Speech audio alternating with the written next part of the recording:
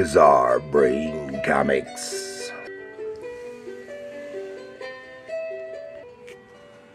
Hello, my comic book friends, and welcome to Bizarre Brain Comics. I'm Gary, your host. And this is where I like to take a look at some older comics, talk a little bit about the characters and creators, and examine the stories and the art. And this time, I want to take a little look at this funny book. This is from Archie Giant series, the MadHouse Glads, number 85.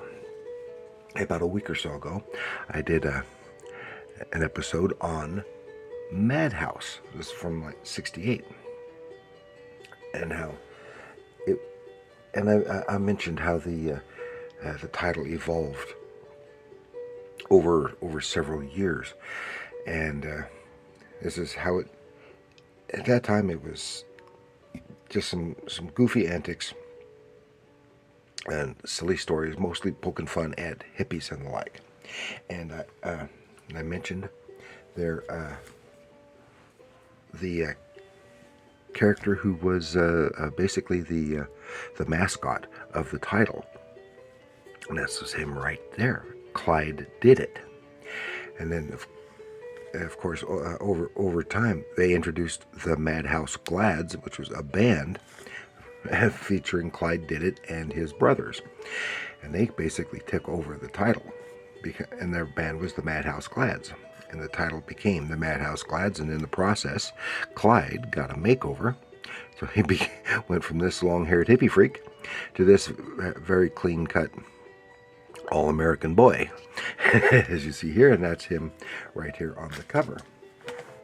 And then again, some years later in the 70s, it went through another transition, and I don't have any. I've never seen any from that period.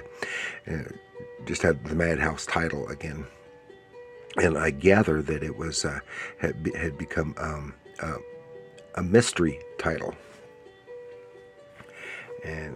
but I don't have any, and I have never seen it at the moment anyway, and I don't think I've ever seen any of them other than online or other people's YouTube videos.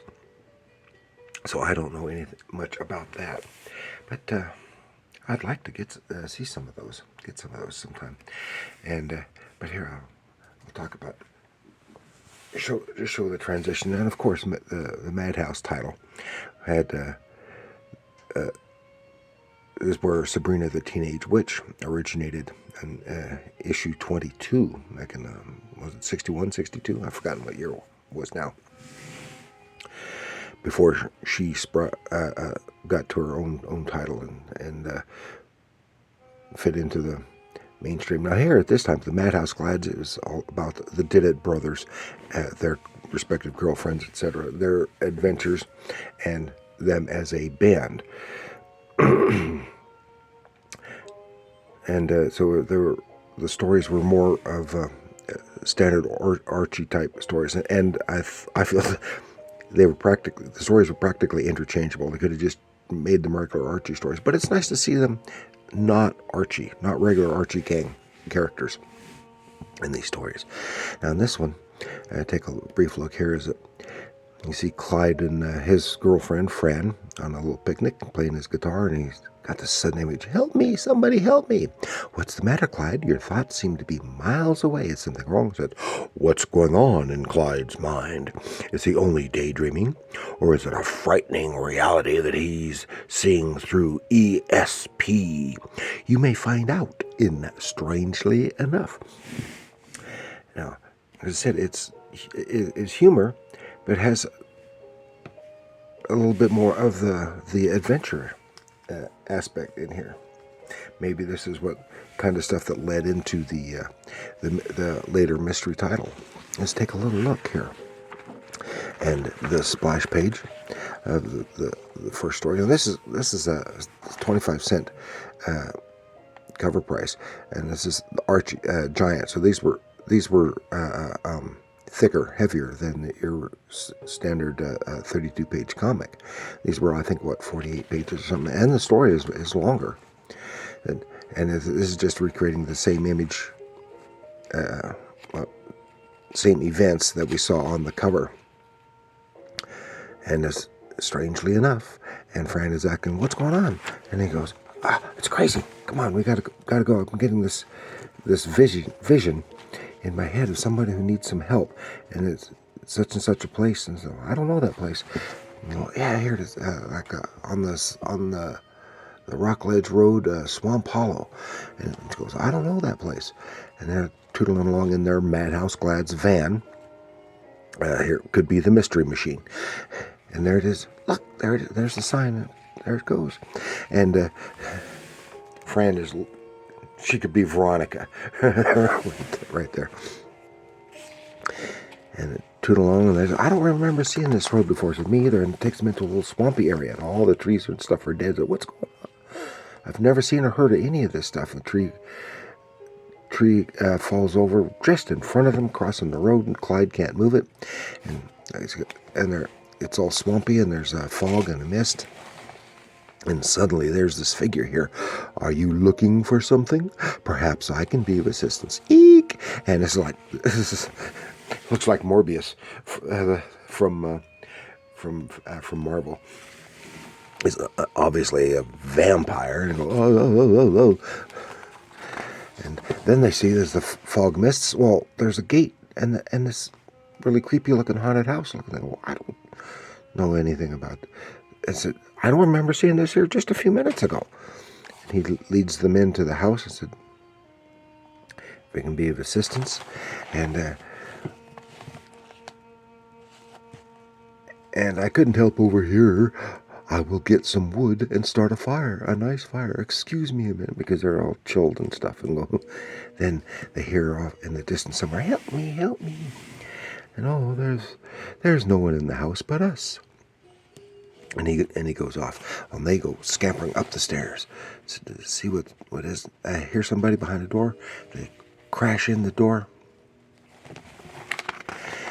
And it's the girl from his vision. And he said, "Oh, I'm being held prisoner. There are other prisoners here too." And he goes, "What are you doing snooping around with something that does not concern you? Now you two will have to be my prisoners." And Clyde shows he's got some guts, puts a curtain over their host, and they all take off, get into the scamper into the van and take off with the vampire dude in hot pursuit. And they take off and said, "Oh, we've got to go get the police and help with the other prisoners." And he said, "He's a vampire." I said, "Oh, that's what I thought it was." She was going to say. And they're scampering, and she says, "I drop me off at my house before you go to the police." And she says, "This is such and such a place. This is where I live, and I have to take care of something first. And but you go get the police." So they go scamper. They get to the police, and the police don't. Of course, obviously, the police don't believe them. And then they describe that there's no such place. I don't know of any such place that you're talking about. And they mentioned the address of the place where the girl, they dropped off the girl, and says, "That I know that place. That's the home of so and so, Abigail Simpson." "Yeah, I know the name. I know her, and I know that place. It's been unoccupied for years, ever since the girl and her family were in a plane crash. They're dead. It was a plane crash there, in that swampy area, and they all died." And go, "Oh, so the cops aren't going to go help them?" And said, "There's no one there." "I don't believe it, Fran. It was all so real. Did it happen?" It's like they don't know. See, but that's kind of an unusual story. And of course, leading into the some of the spooky stuff. And I like these kind of stories because it still keeps with the humor and some of the adventure. And it's just interchangeable. This is and here is Clyde again. Another story of Clyde. And this is more standard teen humor fare stuff. Clyde's hair. Oh, something happened to his hair, and he winds up going bald, and they have a gig, and he gets a wig, and then he's embarrassed when it pops off on stage, and it all turns out to have been a bad dream. There he is with his brother. They got Jinx. Oh, cute little ad here for Archie dolls, plush dolls. And they did something neat here though, with the letters page. The letters were all presented hand lettered as if they were, the actual letters with pictures and stuff. And that was kind of a neat little, of course, giving the addresses of the letter writers. Pinups still making fun of the hippies,